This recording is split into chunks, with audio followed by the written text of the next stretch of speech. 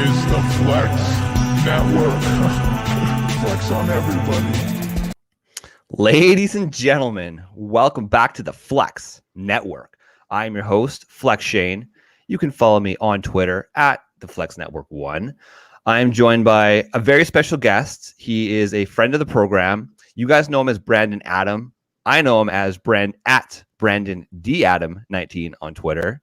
Brandon, what is going on, brother? Not much, man. Just enjoying my Memorial Day weekend. Yes, happy Memorial Day weekend for you guys. It's tough. So I'm up in Canada. I guess I should say first of all, happy Memorial Day weekend to all my Southern American brothers and sisters out there. Hopefully you are enjoying the weekend responsibly. Yeah. Things are actually starting to open up down south, so you guys can actually go out and enjoy your weekends, which is fantastic. But it's kind of crazy because we had our long weekend last week, and I don't know what's worse, like having the early weekend and then you can say, yeah, this is great, or having it in the past and looking at, on Twitter and Instagram and seeing all these amazing photos of people enjoying their long weekends. It's just, there's jealousy, man. There's jealousy. Yeah. I've been seeing a ton of activity on my social media for sure. Everybody's enjoying it. They're ready to get back to normal for sure. Oh, no kidding. People were itching for it for sure. What did you get up to this weekend? Oh, I'm just inviting some people up to my place. We're hanging out. I went golfing too. And then I got some people coming over later, and then we got the Avs game tonight. So I'm going to go over to a friend's house for that. For the what? I'm sorry, the ESPYs you said? The Avalanche game. The Avalanche game. Oh, yes. The NFL or the NHL playoffs, that other sport that even though I'm Canadian, I pay absolutely zero attention to. Oh, man. It's insane. Yeah, it's kind of crazy. I'm like a bit of a pariah, I guess you could say. The thing is, like, I'm in a group chat with a bunch of my close buddies, right? And they're like obsessed with the NHL. So I pretty much just ghost them this time of the year because I'm pretty much definitively focused on my dynasty drafts, whether it's my rookie drafts or startup drafts. And of course, you and I are in a startup draft together currently, our second one of the year, because what can you say? We're degenerates. Yep. But Brandon, there's been a lot of controversy in one of my other dynasty leagues. We just started up the rookie draft on Friday evening. And it is an 8-hour slow draft clock. Okay. So, technically owners or fantasy managers, we should say, have a full 8 hours stopped overnight to make their picks. What is the proper etiquette if you're in one of these draft rooms? So the reason that we provide a slow clock, well, for a few reasons, right? I mean, first and foremost, people have lives, despite the fact that we are in a million dynasty leagues, we still gotta have lives, right?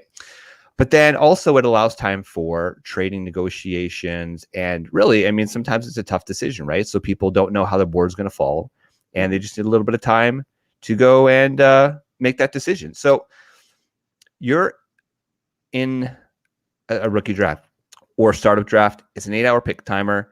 What is the etiquette? What do you feel? Like, should you be harping on a dude to make their pick within an hour or two, or are they allowed to have the full time and the rest of the league be damned? It just depends.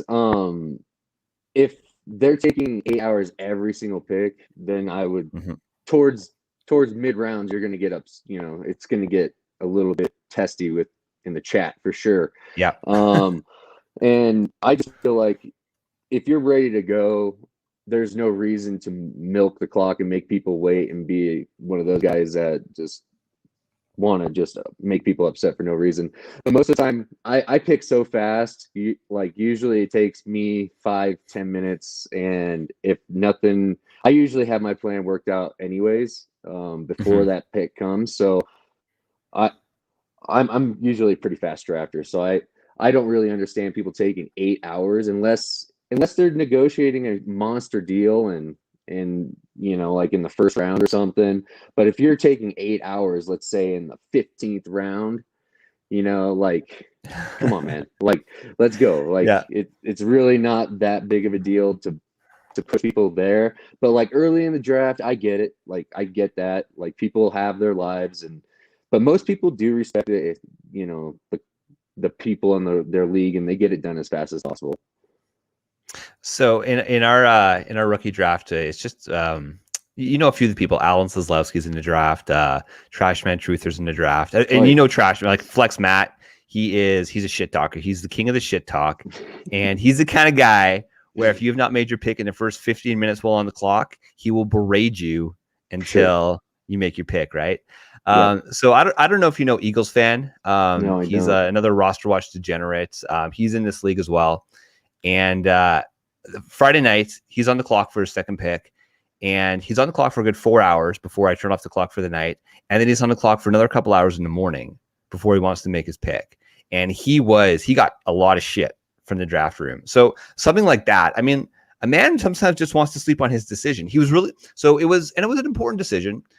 He was at the 1.09, and we are going to talk a little bit about that late first round, early second round of rookie dynasty drafts, because that is a really important round. But he was essentially deciding between a Mac Jones, a Devonta Smith, and a Javonte Williams. And it is a super flex league. So, I mean, he ended up going with Mac Jones, which in my humble opinion was the right decision. But what would you have done there? I am a Javonte Williams guy. Yeah. He is skyrocketing up boards, and I think people are sleeping on him a little bit. And I think if that was me at 9, I would have jumped all over Williams. Oh yeah, and then it would have been Smith for me, and then Mac. Really, even in a super flex league, you're that low on Mac Jones, starting quarterback. Even in a super flex, because he doesn't have that rush upside, but he does have okay weapons. I think unless they get Julio Jones, in the Pats land, that would be huge. But I don't expect big numbers from Mac Jones fantasy wise this year. But Devonta Smith, he has every bit of a chance to blow up as much as Jamar Chase, especially in that Eagles offense with Rieger in the slot, and then you got Jalen Hurts taking over 100% of the time. And I think that will be a big deal. But me, I'm taking Javonte Williams and going and laughing about it and moving on. That's my take. Yeah, you know your boy. I had the next two picks, so I slammed Javonte Williams and Devonta Smith. So I was pretty happy with that. Oh yeah, I was pretty happy with that. Yeah, you walked away. I think was he in need for Mac Jones? I mean, he had okay quarterbacks. He actually also had the 101. So we got Trevor Lawrence, which he's a devout Trevor Lawrence fan. He's a big Clemson fan. So he actually he went all in on getting Trevor Lawrence first, and then he had the choice. But I just think that it's a really tough decision, because you're trying to decide on if Mac Jones, say, isn't going to crack your starting lineup, in a regular week. Are you going to go and draft a player like that? Whereas you might be starting Javonte Williams week 1. That's a tough decision, because the inherent value of quarterback in these super flex league, kind of crazy. I hear. Where are you? I think they get a little overvalued at sometimes, though. Oh, for sure they do. Absolutely they do. You just know there's always a couple people in the league, like Al season long says, he is notorious for being a quarterback hoarder in all the leagues, and he just gobbles them up, which it's smart, man. He's basically playing like, I'd rather, like, he picked up actually Marcus Mariota just on his last pick in like the 25th or 26th round, and it's a smart play, man. Like he came in last year and he was only in for what, a half, but he kind of lit that half on fire. So it's a smart play, but early on, this wasn't a question I anticipated, but this was a decision I faced, and a lot of people are facing in the middle of those the rookie drafts round 1. Who would you take? Are you more Jamar Chase, lock in the young talent who, the wide receiver, he could be a wide receiver 1 for the next decade, or would you pull like the trigger on a Travis Etienne? That, to me, that's a really tough decision. I take Chase 100% to the bank. Etienne, I've softened my stance on Etienne. Before pre-draft, I was high on him because I was hoping he would land with like the Jets or Buffalo or something like that. But being in Jags land, where they had James Robinson, which is a stud rusher already, and I think Urban Meyer, I think he's going to try and get gimmicky a little bit with Etienne, unfortunately, and I think to me, I just don't I don't know where he's heading with his vision of what he's going to do with Etienne. So I'm kind of clouded with that a little bit. So I've kind of faded Etienne a little bit in my ranks in the times that I I was able to get him, I'm Javonte Williams solidly over ETN. Oh, And really? that Okay. I'm that high on Javonte. I think he has unbelievable upside once Gordon leaves. And that is going to be probably next year. If you're willing to wait a little bit and on the salary to become an issue and the age to become an issue on Gordon, I think Javonte has all the upside in the world, and this is the window to get him because once Gordon leaves or he surpasses Gordon, which I think that's even possible because of his talent, I think he is just going to skyrocket up ranks, and you will never be able to trade for him again. Like, this is your time to get him because he's going to blow up fantasy leagues late in this season, and people are going to not see it coming. It's going to be great. I'm excited about it. That makes me really excited because I Yeah. have a fair number of shares of Javonte Williams myself. Yeah. I've actually heard the narrative a little bit where the Broncos may actually deploy Melvin Gordon out as the third down back and catching passes, because I mean he is pretty prolific at catching passes, and we know Javonte. The reason we love him so much is because he can do it in all phases, including catch the ball. But I could see them. A guy like Melvin Gordon, who is experienced, who is an excellent blocker, just especially early on in the season as Javonte kind of gets his feet wet in the NFL, I could see them deploying Melvin Gordon more as that third down back. Whereas, man, Javonte, I could see him getting on the goal line as well as getting those first early downs. And then as the season goes on, and look, Melvin Gordon, he's had some seasons where he was injured, but for the most part, I'd say he's been pretty healthy. Obviously, if Julio goes to any team, he's going to immediately improve that wide receiver room. Obviously, AJ Brown's been politicking pretty damn hard on social media to get him into Tennessee, which, I mean, let's be honest, man, when Josh Reynolds is your wide receiver too, like Julio, AJ Brown would be pretty sick. But to me, it just doesn't make any sense. And so we're recording this on May 30th. The June 1st date is we've circled that on our calendars because that's when the Falcons could actually afford to trade Julio Jones in his contract. And you look at team salary cap. Indy is sitting at number 10 right now with just over 17 million of salary cap space. So they would be in a good position to get them. My boys, Patriots, have been rumored to potentially go after him. I think they're offering like a second plus Jared Stidham or something like that to get Julio. But man, I just don't see it happening. I really don't see them trading Julio Jones. I feel like so apparently, I'm not a cap wizard, but apparently they're having problems signing a rookie class because they can't even afford it. Yeah, but I mean, like, look, they can get things done. Like these guys, these GMs to keep and maintain their players, they can get pretty creative. If the Falcons were all in, then they should keep Julio Jones. If they're like, look, let's rebuild, it makes absolutely no sense in my mind to not draft a quarterback at number 4 overall, especially with the talent at quarterback at the position this year. I still think it's an absolute freaking travesty that both the Carolina Panthers and the freaking Denver Broncos passed on Justin Fields. Chicago got themselves, I think, an absolute stud. But man, I just don't see it happening. I want it to happen, because I want it to happen. I just don't think it's going to happen. But you seem to be a lot better at making these calls than I do. You've made some pretty good bold predictions in the past, and you've been pretty successful. So I'm starting. Oh, Clipboard Jesus says, look at the Saints. Yeah, man, the Saints, that would be interesting, right? They don't really have much of a depth chart either. Yeah. Although they don't. I mean, the Saints notoriously never have any money. They're up against the cap more. They're ridiculous. They're literally last. They're literally last in the league. They have $693,000. They have less than $1 million of cap space currently. The New Orleans Saints. Imagine if he ended up on Green Bay. Yeah, man. Man, that's a whole other freaking thing, man. The whole Green Bay situation. Are you Team Rodgers is staying or going? As of right now, I think he is out the door. I really do. I think they're waiting for June 1st, and I think there's going to be massive shakeup in the NFL with big names. And I think it's coming down to Rodgers don't want to be there, man.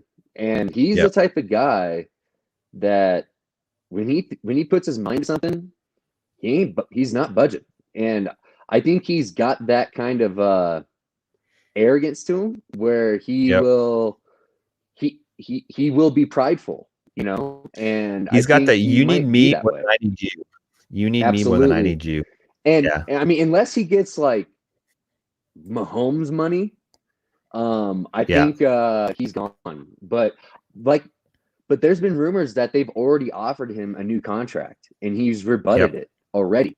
And if that is true, that means he is fully mentally checked out of Green Bay.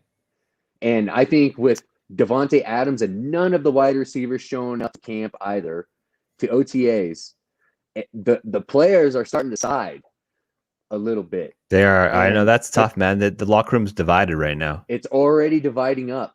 And people, and I think this GM is already the kind of guy where he really doesn't care about what players think. And I think he will. I think he's the kind of. I think this is a situation where it can blow up.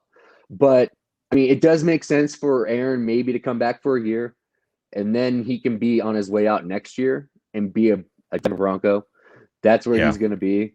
I think he's going to pull Peyton Manning and go to the Broncos, and I think that is why Justin Fields isn't a Bronco today, is because the Broncos know at some point they're going to, either it being this year or next year, they're going to get Aaron Rodgers. And I think that was the plan from the get-go. And I think John Elway, I mean, there was rumors out here that John Elway and Aaron Rodgers were golfing at the same golf course just a couple weeks ago. So they on the same day. So I don't know if they were tampering or what. Yeah. But the NFL. I mean, how hard would it be to meet somebody on a green somewhere to talk for 5 minutes away from the away from media? See, I'm kind of a bird in hand kind of guy, though. I'm a bird in hand kind of guy because a lot can change between now and then.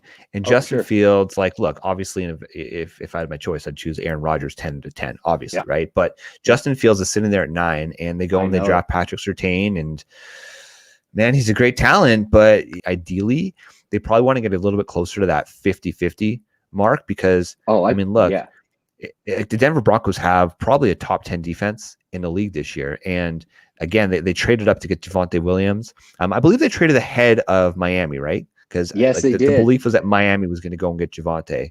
So that was pretty savvy, I'd say. Yeah, man. I mean, honestly, I still believe that if Denver had gone Justin Fields and then come back with Javonte Williams in round 2, like that would have been like chef's kiss, perfect draft for me as just, a fantasy football player, right? But I could live with Drew Lock. I think Teddy Bridgewater is going to do a better job of getting the ball into Courtland Sutton's hands, or particularly Jerry Jeudy's hands. But man, it could be a pretty dynamic offense. We can dare to dream that one day they'll actually have a quarterback. Yep. Once they have once they have an above average quarterback, that offense is just going to take off. I mean, they are the most stacked team everywhere else but the quarterback. And absolutely. I mean, we're not even talking about Noah Fant. I mean, Noah Fant has unbelievable upside, especially in tight end premium leagues. But he just needs to stay healthy. This guy he's got issues staying healthy. But I like Noah Fant a lot. But somebody's going to get with that pie. Somebody is going to get the short end. I don't know who it's going to be, but somebody's upside. That's what caps Sutton's upside. That's what caps Judy's upside. But I actually do think they're going to shift. If they don't get their quarterback in Aaron Rodgers, I think they are going to shift into a run dominant team, and they are just going to, grind it out. And they are going to have 2 guys that can do that.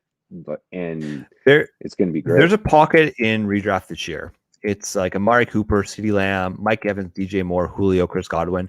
I think that if any odd chance that Denver actually ends up with a quarterback, I think I would catapult Courtland Sutton up into that tier of players.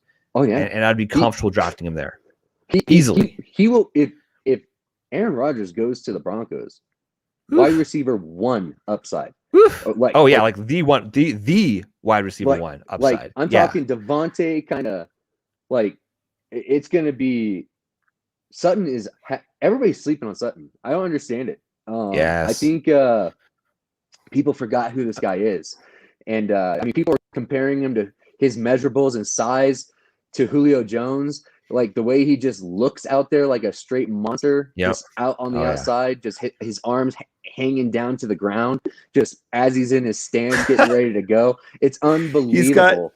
He's got a 90th percentile catch radius. To your point. Yeah, he is something else, and I'm excited for him. But he will be a top 12 wide receiver if Aaron Rodgers goes there, and he's being drafted at. I've been getting him as my wide receiver 3 in most startups, pretty consistently. Yeah, yeah, and that I can't pass up that value, but no, especially once they get a quarterback. Maybe Drew Lock will do something. Who knows? I mean, maybe this is what he needed, some real fire. But I'm not real. I actually liked Drew Lock prior to him getting drafted, but just because of the arm talent, I liked how he could throw off platform a little bit. And I liked his mentality where he will try and fit it where he believes in his arm. But he just needed his mental side. His football IQ was not there yet, and I'm hoping. Here's the thing about Drew Lock. Like, look, his number one wide receiver last year was a rookie in Jerry Jeudy. Like that's it, right? Like, so as much as we shit on Drew Lock for being an incompetent quarterback, which, look, I'm still not sold that he's going to be a fantastic quarterback in the NFL. No. Of course not, right? No. But he really didn't have an opportunity. It's kind of the same, deal with Sam Darnold, where maybe he was bad, but was he bad because he had absolutely zero help? Like, I was praying Sam Darnold was going to be a Bronco. I wanted him to become a Bronco very badly. I was hoping that was going to happen, but I mean, landing in Carolina, that's a great fit too. I mean, I actually love that for the Carolina Panthers. I think Sam has been kind of given the short end. Yeah. There's always a quarterback in a class that gets put on a team that has zero around them, and that was Sam Darnold, unfortunately for him. And when you're throwing at Denzel Mims as your number one guy, or a 5 foot, there's Jamison Crowder, or exactly, that's what I'm saying. Jamison Crowder as your number one guy, a possession, kind of guy that doesn't have the explosive down the field, kind of stretching kind of talent. That is a problem. And then they had zero line help. The line was just utter trash. Look, if Sam Darnold can't get it done this year with DJ Moore, it's over. Robbie Anderson, the GOAT himself, CMC. I like Chuba Hubbard, Terrace Marshall, the rookie. Man, if he can't get it done with that supporting cast, that's it. You're dead to me, Sam Darnold. Like, that's it. You're cut off. Yeah, absolutely, forever. Yeah, forever. You're back up, and you won't get a starting job again. So he understands this. I think he understands it. I'm a USC fan, so I watched him play in college, and I still see the talent when I watched him with the Jets. It flashed, but he was just under crazy duress, and his feet were just so unsettled, and he was not comfortable. So once he gets comfortable, and I think that can happen with a Christian McCaffrey, coming back, that having that guy, just being able to hand the ball off to him and having a heavy box every single snap of the game, that is going to only help Sam Darnold and his issues with pass rush and with forcing, balls early.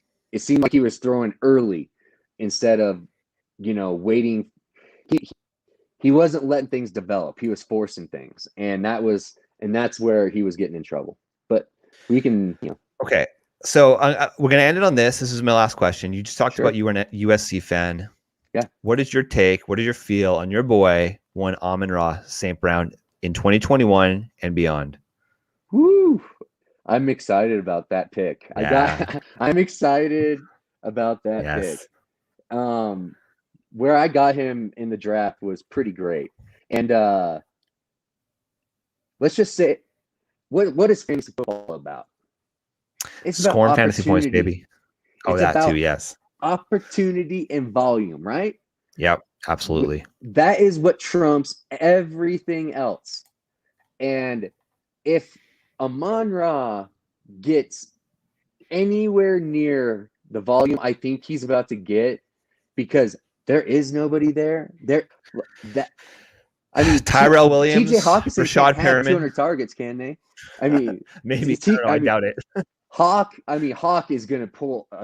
Talk about a guy that I'm in love with for the year is TJ Hawkinson. That guy is going to be the next Waller, and that is the only guy that really is a dominant force on that offense besides Swift. I mean, Swift is a great talent, and we've been talking about Swift.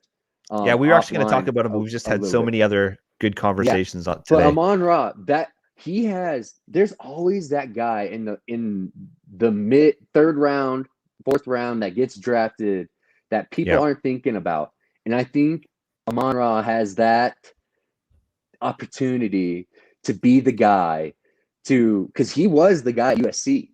I mean, he was a dog. He was a dog, and he can run any route. He is a high point machine in the red zone, and I think Jared Goff is going to fall in love with him, kind of like he did with like a Cooper Kupp. But Amon-Ra can jump over people way more than Cooper Kupp ever could think of. And that's what I'm excited about for Amon. He has real opportunity to show that he can be a guy, and I'm excited to see if he can do it. Yeah, you know what's funny? So like the St. Brown brothers, they kind of have this I don't know, just this belief about them that they're not the best teammates, or like wasn't it his brother was talking about how like a cheetah doesn't drink water, so why would I? It's interesting because Amon-Ra, I heard a few interviews of him, and their dad, I believe he was a bodybuilder, and he competed like he was like Mr. Universe type competitions. And so we talked about how like nutrition and health is so important to the success long-term of any athlete, right? He's a pro already. Athlete. He's a pro already, exactly. And the thing is that one of the things specifically that Amon-Ra was talking about in one of these interviews was the importance of hydration. And it's like little things like that kind of clicked, right? And I believe he speaks multiple languages. He speaks German fluently. And I don't know, maybe these are just extra things that I like to inflate a player. But I basically had Jamar Chase, I had Devonta Smith, and then I had Amon-Ra right in that conversation pre-draft with Elijah Moore, Marshall. And we talked about it on this very show, how high I was on Amon-Ra. So obviously I had to move him down my board as the draft unfolded. But you talk about opportunity, and I mean, look, Jared Goff, call it what he is. He can get the ball in his playmaker's hands, and Amon-Ra is a playmaker, man.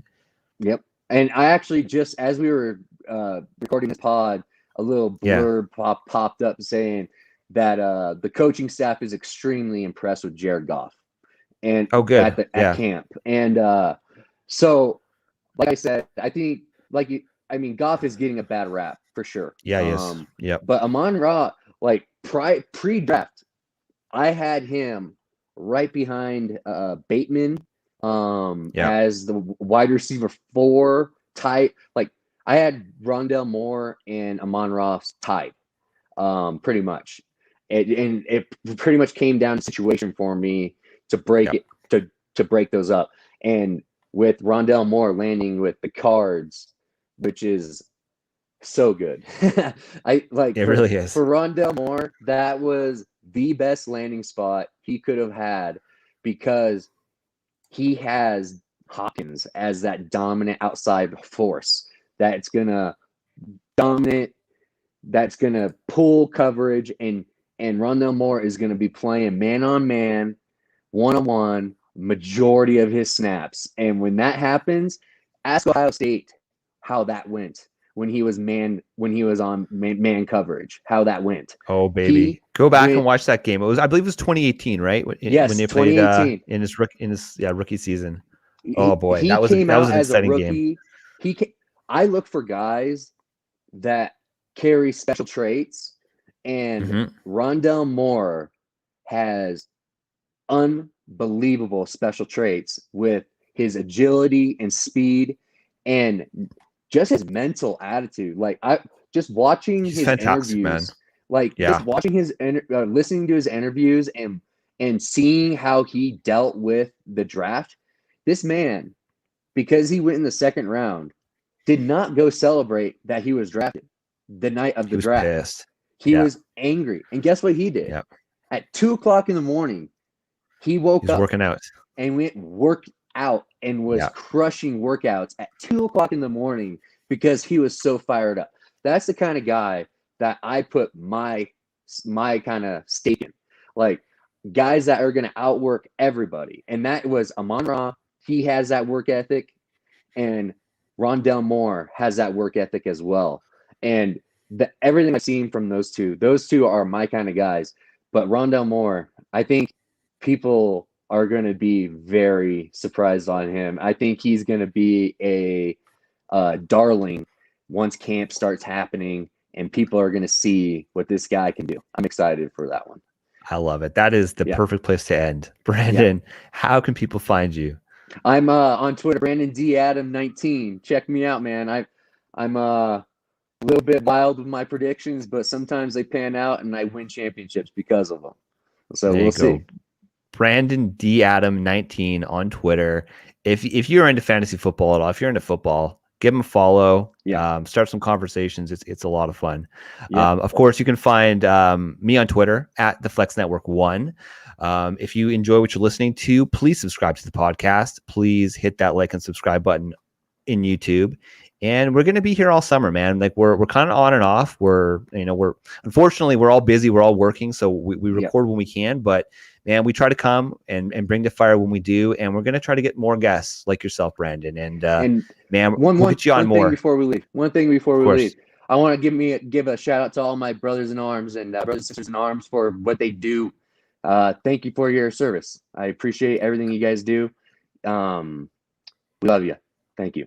Brandon, thank you for your service, brother. I mean, man, the world is a crazy place right now, and we're so lucky to be sitting here on a podcast on a Sunday morning talking about fantasy football because our brothers and sisters in arms are out there, keeping us safe. So we thank you. We appreciate you. And frankly, we wouldn't be here without you. So thank you. Thank you to the Flex Network or from the Flex Network for coming on the show. And we're going to have you on all off season to talk about fantasy football. So for Brandon, for Season Long Says, and of course, for the degenerate Flex Matt, I'm Flex Shane. We are the Flex Network. Peace.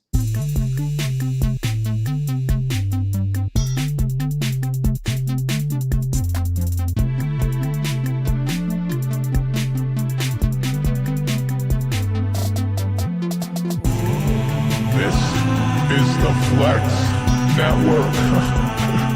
This is the Flex Network. Flex on them. Flex on everybody. This right here is the Flex Network. Yeah.